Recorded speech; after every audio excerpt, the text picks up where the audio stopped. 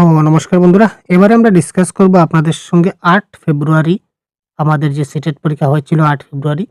তো ৮ ফেব্রুয়ারি যে পেপার 1 মানে সেকেন্ড শিফটের যে এক্সাম হয়েছিল তার বেঙ্গলি ল্যাঙ্গুয়েজ 1 এর আনসার কি নিয়ে আসলাম। তো আপনারা যারা দিয়েছেন অবশ্যই মিলিয়ে নেবেন এবং যারা দেননি তারা দেখে নেবেন যে কেমন প্রশ্ন এসেছিল। তো প্রথমে আমরা জানি স্বাভাবিকভাবে একটা প্যাসেজ আমাদের আসে। তো প্যাসেজ থেকে যে প্রশ্নগুলো আমরা দেখতে পেয়েছি, প্রথম প্রশ্ন হচ্ছে অনীহা শব্দের অর্থ কি? তো অনীহা শব্দের অর্থ এখানে হবে কি আমাদের নিষ্পৃহতা, এটা হবে ক্ষেত্রে কারেক্ট আনসার। তারপর হচ্ছে রূপান্তরের সন্ধিবিচ্ছেদ, রূপ প্লাস অন্তর। তো রূপের ও আর অন্তরের ও, that is called O plus O is the right answer of this question. সিজারের চেহারার বর্ণনায় কোনটি সঠিক? এটা কারেক্ট আনসার হবে সিজারের গায়ের রং কালো। এখানে সিজার বলতে একটা কুকুরকে বোঝানো হয়েছে এবং কুকুরের গায়ের রংটা কালো আমরা দেখতে পেয়েছি, প্যাসেজে ক্লিয়ার করে লেখা আছে। তারপর দেখুন বর্ষায় জল পাওয়া ঘাসের মতো নিধর চিকন। তো এখানে কোন অঙ্গটা লুপ্ত মানে নাই? তো মতো বলতে এখানে তুলনামূলক শব্দ হচ্ছে মতো। বর্ষার জল উপমেয় এবং উপমান, বর্ষার জল এবং ঘাস। তো এই তিনটাই কিন্তু আছে, তুলনামূলক শব্দ আছে মতো, বর্ষার জল এবং ঘাস, এই দুটাই কিন্তু একটা উপমেয় এবং একটা হচ্ছে উপমান। তো এখানে তিনটা যেহেতু আছে সুতরাং সাধারণ ধর্ম এই ক্ষেত্রে হবে, এই ক্ষেত্রে কি কারেক্ট আনসার। তারপর হচ্ছে নবেন্দু বিশ্বাস করে যে এটা কারেক্ট আনসার হবে সংগ্রাম ব্যতীত সাফল্য লাভ করা সম্ভব নয়। আমি এর পেসেজে গিয়ে আপনাদের দেখাচ্ছি না, যদি পরবর্তী সময়ে আরো ডিসকাস যখন আমরা আলোচনা করব পরবর্তী সেশনের জন্য তখন আমরা দেখাবো। আপাতত আপনারা আনসারটা মিলিয়ে নেন। নেপোলিয়ন যে বাণীটা নিবেন্দুর কাছে বেদবাক্যের মতো মূল্যবান, সেটির অর্থ হচ্ছে নির্বুদ্ধি ব্যক্তির পক্ষে সবকিছু সম্ভব। ঠিক আছে, তো এটা একদম ডাইরেক্ট এখানে দেখুন হাইলাইট করে দেওয়া আছে। অসম্ভব শব্দটা লেখা আছে বুকার অভিধানে। নবেন্দুর কাছে এই বাণী হীরা জহরতের চেয়ে অনেক দামি। অসম্ভব বলে কিছু আছে সে বিশ্বাস করতে নারাজ, কারণ অসম্ভব কথাটা যে বলে কিছু আছে সেটা সে বিশ্বাস করে না। তার মানে অসম্ভব বলে কিন্তু কিছু নাই, সবকিছু সম্ভব। সুতরাং কারেক্ট আনসার এখানে হচ্ছে অপশন নাম্বার 1। কোনটা সত্য নয়? তো সত্য নয় হচ্ছে নবেন্দু যথেষ্ট শিক্ষিত ছিলেন, এটা তিনি শিক্ষিত ছিলেন না। তো এটা সত্য নয়, এটা হচ্ছে কারেক্ট আনসার অপশন নাম্বার 3। নিজে বেশি লেখাপড়া করতে না পারা, এই দেখুন নিজে বেশি লেখাপড়া করতে পারেননি তার মানে তিনি শিক্ষিত নন। তো এটা তো শিক্ষিত নন, এটা অপশন নাম্বার 3 এখান থেকেই পেয়ে গেছি। তিনি নিবেন্দু কিভাবে তিনি পূরণ করেছেন? অর্থাৎ ছেলেমেয়েদের ইংরেজি মাধ্যমে স্কুল পড়িয়ে। সাধু ভাষা এবং চলিত ভাষা যদি দেখি, সাধু ভাষা রূপান্তর করলে কারেক্ট আনসার হবে একটু সরিয়া যায় আবার নির্ভয়ে লেজ নাড়িয়ে নাড়িতে নাড়িতে আগাইয়া আসে, option number 4 is the right answer. তারপর আমরা একটা কবিতা দেখতে পেয়েছি, কবিতা থেকে আমরা যখন দেখব প্রথম সেটা কোন ধরনের বিশেষণ? এটা কারেক্ট আনসার হবে পূরণবাচক বিশেষণ ইজ দ্য রাইট আনসার। কোন বিবৃতিটা সত্য নয়? এখানে কারেক্ট আনসার হবে মরদেহটিকে দেখি কার মৃতদেহ তা শনাক্ত করতে পেরেছিলেন কিন্তু না। পেশি দেখেছি যে এখানে শনাক্ত করতে পারেননি তিনি, শনাক্ত করার জন্য তিনি অশান্তিতে ভুগছেন। সুতরাং এটা হবে কারেক্ট আনসার। সংবাদপত্রে খুনের ঘটনা শুনে কবি মানসিক অশান্তি করছেন, এটা শান্তি। আমার অশান্তি করছেন ঠিক আছে, কিন্তু প্রশান্তি তিনি করছেন, প্রশান্তি মানে শান্তি। তো তিনি শান্তি না, তিনি অস্বস্তি করছেন, অশান্তি করছেন যে তিনি চিনতে পারছেন না বলে। তো সুতরাং কারেক্ট আনসার হবে খুনের ঘটনা পড়ে কবি মানসিক প্রশান্তি অনুভব করেছেন, এটা সত্য নয়। কবিতাটিতে কবির কিরূপ মানসিকতার প্রকাশ পেয়েছে? অপরাধীকে শনাক্তকরণের প্রচেষ্টায় মনস্থ চাপ, তিনি অপরাধীকে শনাক্ত করতে চাচ্ছেন কিন্তু তিনি পারেননি। তো সেই একটা মানসিক চাপ তার মধ্যে কাজ করছে। কাকরের সঙ্গে কার তুলনা করা হচ্ছে? অস্বস্তিকর অনুভূতির তুলনা করা হয়েছে।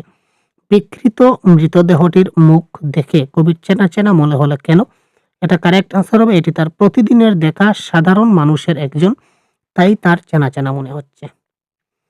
তারপর দেখি প্যাডাগজির 15টা প্রশ্ন। একজন ভাষা শিক্ষক শিক্ষার্থীদের তাদের পঠন শৈলী এবং প্রাথমিকতা সম্পর্কে আরো অধিক কিছু জানার জন্য তাদের ক্রমান্বয়ে কিছু প্রশ্ন দিলেন, তার ভূমিকা কি? তিনি শিক্ষার্থীদের পঠন শৈলী এবং প্রাথমিকতা, ছাত্ররা কতটুকু পড়তে পারলো এবং কতটুকু তারা শিখতে পারলো, কতটুকু জানে, এই নিয়ে তিনি আরো কিছু প্রশ্ন করতে চাইলেন। তো এটা হচ্ছে তিনি ডায়াগনোস করছেন বা তিনি বুঝতে চাইছেন যে তারা কতটুকু শিখতে পারছে, এটা তিনি বুঝতে চাইছেন। যখন আমরা একজন শিক্ষক বুঝতে চাই যে ছাত্ররা কতটুকু শিখতে পারলো, কোথায় তার ঘাটতি রয়েছে, কোন জিনিসটা বুঝতে পারেনি, কোন জিনিসটা বেশি পারছে, কোন জিনিসটা কম পারছে, এটার যে মাধ্যম এটা হচ্ছে ডায়াগনোস করা। শ্রেণীতে শিক্ষণমূলক অভিজ্ঞতা শিশুদের জীবন এবং তাদের পারিপার্শ্বিকতার সঙ্গে গভীরভাবে সংযুক্ত, এটা কারেক্ট। শিক্ষণমূলক অভিজ্ঞতার পরিকল্পনা শিশুদের পূর্ব উপলব্ধিকে ভিত্তি করে গঠন করা হয়, এটাও কারেক্ট। সুতরাং দুটাই সঠিক এবং একটা আরেকটা সঠিক ব্যাখ্যা, এটা হবে এই ক্ষেত্রে কি কারেক্ট আনসার। নিচের কোনটি একটি ভাষা শিখনের ক্ষেত্রে সত্য নয়? তো ভাষা শিখনের ক্ষেত্রে সত্য নয় হচ্ছে ভাষা শিখনের ক্ষেত্রে ব্যাকরণ শিখন প্রয়োজন। তো ব্যাকরণ মাস্ট শিখতে হবে এটা কোনো কথা না, কারণ ব্যাকরণ ছাড়াও কিন্তু ভাষা শিখন সম্ভব হয়। ভাষা শিখনের একটা অঙ্গ বলতে পারি, কিন্তু প্রয়োজন 100% এটা আমরা বলতে পারি না। সুতরাং এটা সত্য নয়। ভাষা সাংস্কৃতিক চেতনা এবং প্রকাশের একটি জটিল দৃষ্টিভঙ্গি গঠন করে, যেটিকে শিশুদের বিকাশের গুরুত্বপূর্ণ দক্ষতাগুলি মানা যায় কারেক্ট। সাংস্কৃতিক চেতনা এবং প্রকাশের দক্ষতাগুলি শিশুদের পরিচয়গত অনুভূতি, ব্যক্তিগত সত্য, এমনকি অন্যান্য সংস্কৃতি পরিচয় সংক্রান্ত প্রশংসা প্রদান করে, এটাও কারেক্ট। দুটোই কারেক্ট, একটা আরেকটা সঠিক ব্যাখ্যা। তারপর পোর্টফোলিও থেকে যেটা প্রশ্ন এসেছিল, একটি ছাত্রের পোর্টফোলিও হলো কার্যের অংশগুলির উদ্দেশ্যমূলক সংগ্রহ। তিনি তার সিসি করার জন্য পোর্টফোলিও সংগ্রহ করলেন, গুরুত্বপূর্ণ, কারেক্ট ভাই। পোর্টফোলিও ছাত্রদের তাদের নিজস্ব ক্ষমতা এবং দুর্বলতার মূল্যায়নে উৎসাহিত করে, দুটাই কারেক্ট এবং একটা আরেকটা সঠিক ব্যাখ্যা। তারপরের প্রশ্ন, পাঠ্যপুস্তকে লেখকের লেখা গল্প, কবিতা, নাটক বা অন্যান্য রচনা থাকে। আমাদের এই ধরনের যে উপাদান নির্বাচন করার প্রয়োজনগুলির কারণ, এটা হবে বাস্তব এবং সহজাত ভাষায় লেখা, এটা হবে এই ক্ষেত্রে কি কারেক্ট আনসার। নিচের কোনটি পঠনের সহদক্ষতা মানে সাব স্কিল অফ রিডিং? এখানে কারেক্ট আনসার হবে প্রতিটি শব্দের বানান অবগত করা। তো বানান হচ্ছে রাইটিং এর সাব স্কিল, বানানটা হচ্ছে কি রাইটিং এর সাব স্কিল। আর প্রশ্নে বলেছে রিডিং এর সাব স্কিল নয় কোনটা, তার মানে এটাই হবে এই ক্ষেত্রে কারেক্ট আনসার। এটা রিডিং এর নয়, এটা হচ্ছে রাইটিং এর।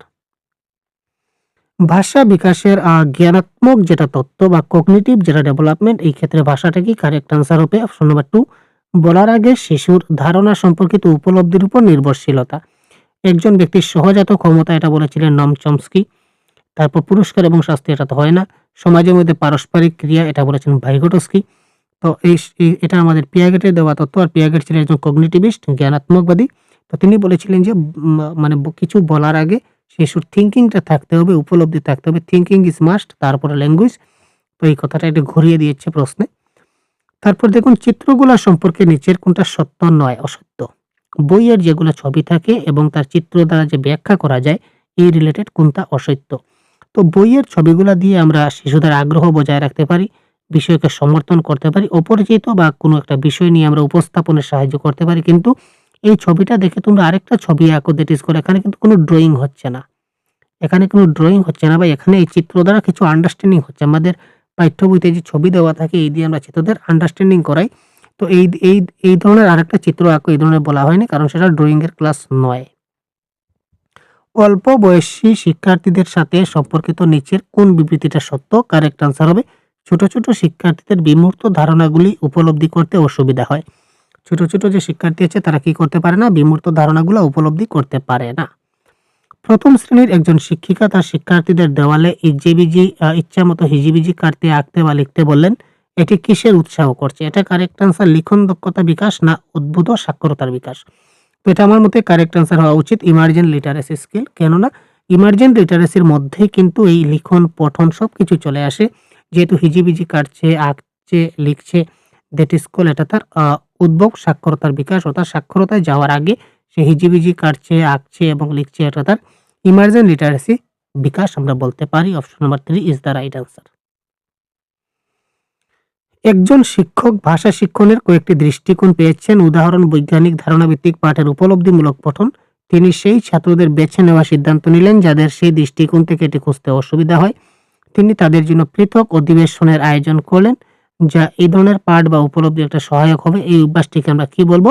এটা হবে সংশোধনমূলক শিখন। এখানে তিনি আবার তাদের জন্য পুনরায় পাঠের ব্যবস্থা করলেন, that is called remedial teaching.